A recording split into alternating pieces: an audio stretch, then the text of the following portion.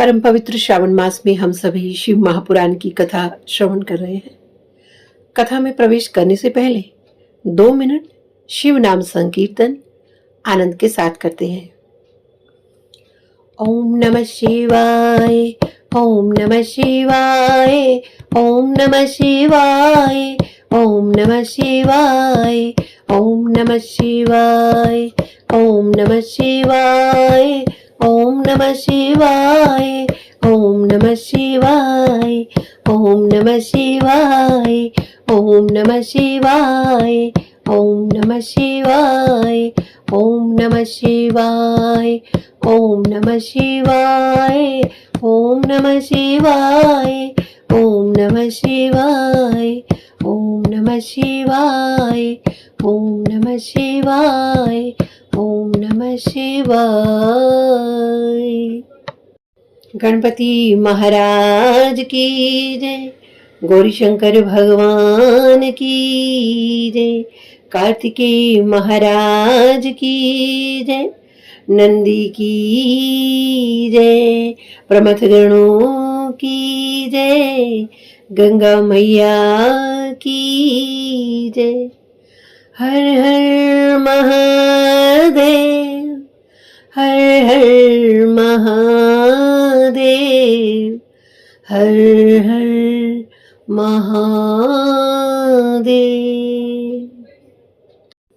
आइए भाव सहित आज की कथा में प्रवेश करते हैं। शिव महापुराण की रुद्र संहिता में अभी तक हमने श्रवण किया कि शौनकादि ऋषि सूत जी से भगवान शिव की कथा के विषय में बहुत से प्रश्न करते हैं और उनके प्रश्नों को सुनकर सूत जी कहते हैं कि जिस प्रकार से आपने प्रश्न पूछे हैं ऐसे ही प्रश्न पूछे थे नारद जी ने अपने पिता ब्रह्मा जी से। और जैसे ये सुना तो शौनकादि ऋषियों ने कहा कि प्रभु आप हमें ये बताइए कि ये संवाद कब और कैसे हुआ और फिर ब्रह्मा जी ने क्या कथा सुनाई थी नारद जी को। तो सूत जी नारद जी की कथा सुनाते हुए शौनकादि ऋषियों से क्या कहते हैं। एकस्मिन् समये विप्र नारदो मुनिसत्तमः ब्रह्मपुत्रो विनीतात्मा तपोर्थं मनादधे हिमशैल गुहा काचिदेका परम शोभना यत्समीपे सुरनदी सदा वहति वेगतः तत्राश्रमो महादेव्यो नानाशोभा समन्वितः तपोर्थं स ययो तत्र नारदो दिव्य दर्शना। तो सूत जी कथा सुनाते हुए क्या कहते हैं कि एकस्मिन समय अर्थात एक समय की बात है, विप्र नारदो मुनि सत्तमः, मुनि सत्तमः अर्थात सब मुनियों में जो सबसे श्रेष्ठ है, मुनि सत्तमः यानी श्रेष्ठ कौन से मुनि है बोले विप्र नारदो।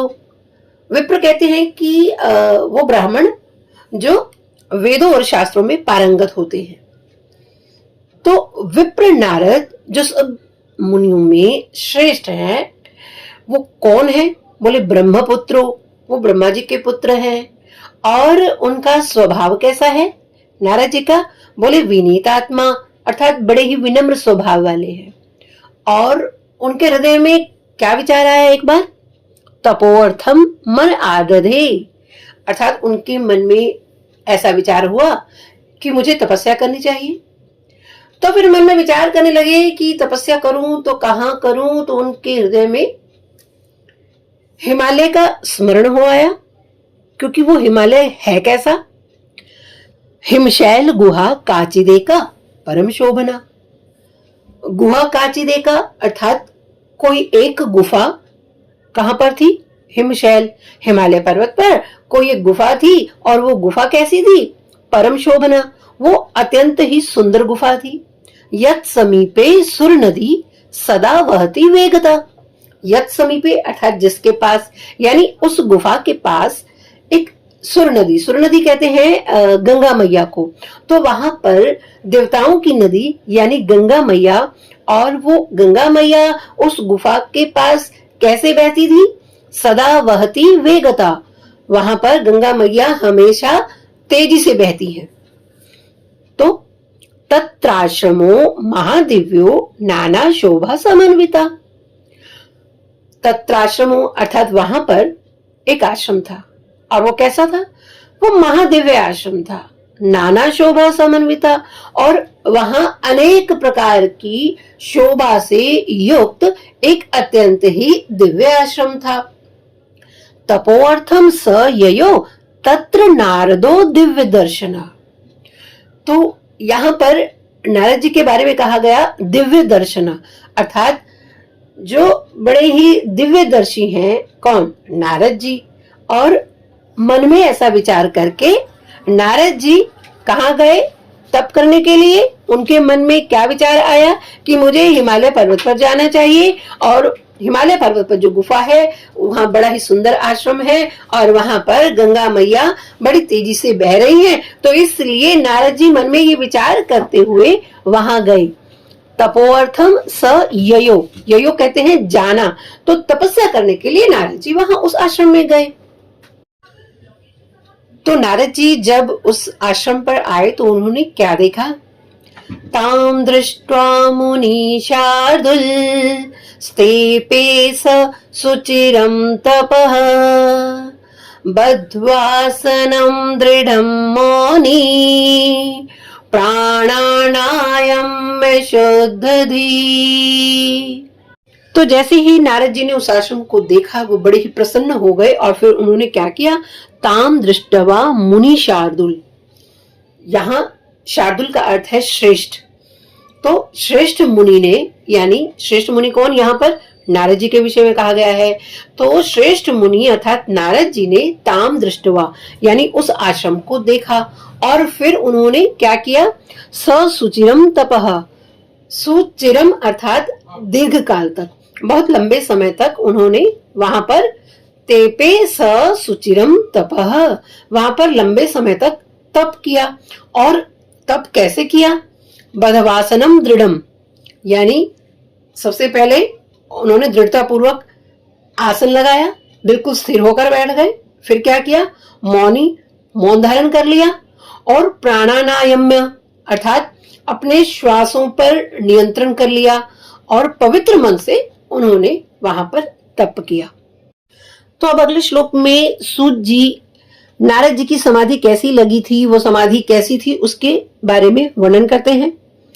चक्रे मुनि समाधिम तम ब्रह्मेति यत्रः विज्ञानं भवति ब्रह्म साक्षात्कार करम द्विजः।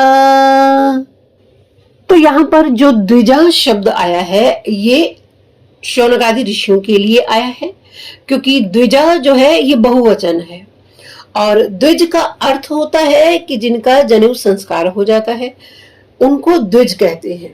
तो यहाँ पर सूत जी उन ऋषियों को संबोधित करते हुए कहते हैं कि हे ऋषियों, चक्रे मुनि समाधिम तम अहम ब्रह्मेति यत्रः, कि नारद जी ने जो समाधि लगाई उनकी समाधि किस प्रकार की है? वो कह रहे हैं चक्रे मुनि समाधिम, यानी मुनि यानी नारद जी के विषय में बता रहे हैं सूत जी उन शौनकादि ऋषियों को कि नारद जी की समाधि कैसी लगी, उनकी समाधि का अनुभव क्या था। कि तम अहम ब्रह्मेति यत्रः, अर्थात ऐसी समाधि जहां ऐसा अनुभव होता है कि अहम ब्रह्मास्मि, यानी मैं ब्रह्म हूं। तो नारद जी की समाधि का वर्णन करते हुए आगे सूत जी उन ऋषियों से कहते हैं विज्ञानम भवति ब्रह्म साक्षात्कारकरम। विज्ञानम भवति अर्थात विशेष ज्ञान, यानी जहां ऐसा अनुभव होता है। विशेष ज्ञान कौन सा है? बोले ब्रह्म साक्षात्कारकरम, अर्थात परमात्मा का साक्षात्कार कराने वाली समाधि नारद जी को लग गई, जिसमें नारद जी ने अनुभव किया क्या? कि मैं ब्रह्म हूं, अहम ब्रह्मेति, यानी मैं ब्रह्म हूं। तो जब नारद जी की समाधि लग गई तो फिर आगे सूत जी क्या कहते हैं?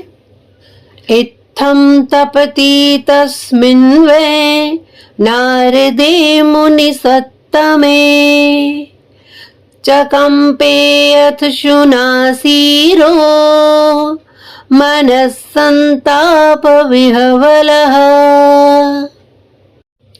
इत्थं तपति तस्मिन् नारदे मुनि सत्तमे, तो मुनियों में श्रेष्ठ नारद जी को इस प्रकार तपस्या करते हुए देखकर क्या हुआ? चकम्पेत शुनासीरो मानस संताप विह्वल। यहां जो शुनासीर शब्द आया है, ये शब्द आया है इंद्र के लिए। इंद्र का एक नाम शुनासीर भी है।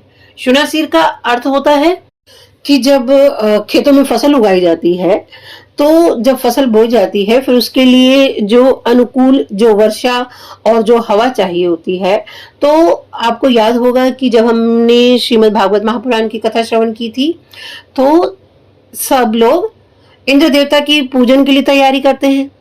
जब हमारे श्री कृष्ण कन्हैयालाल जी ने कहा कि पिताजी हम इंद्र का यज्ञ क्यों करते हैं, हमें तो गोवर्धन की पूजा करनी चाहिए, क्योंकि वर्षा लाने में सहायक तो गोवर्धन जी होते हैं।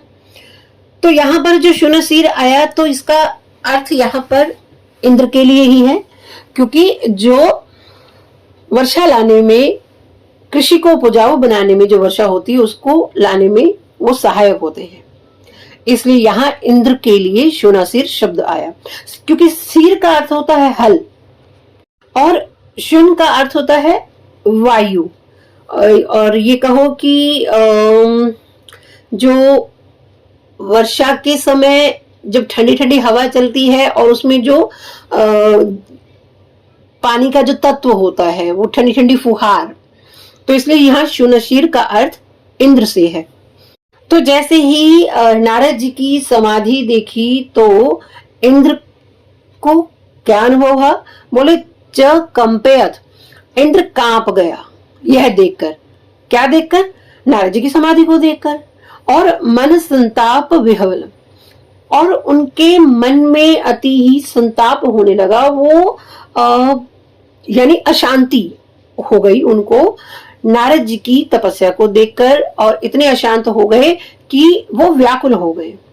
अच्छा, नारद जी की तपस्या को देखकर इंद्र को क्यों भय हुआ, वो क्यों कांप उठे, क्यों उनको मानसिक संताप से विह्वलता आ गई? अब इंद्र को नारद जी की समाधि से क्या भय था, वो क्यों चिंताग्रस्त हो गए, ये हम अगले भाग में श्रवण करेंगे। तब तक हरये नमः, हरये नमः, हरये नमः। ओम नमः शिवाय।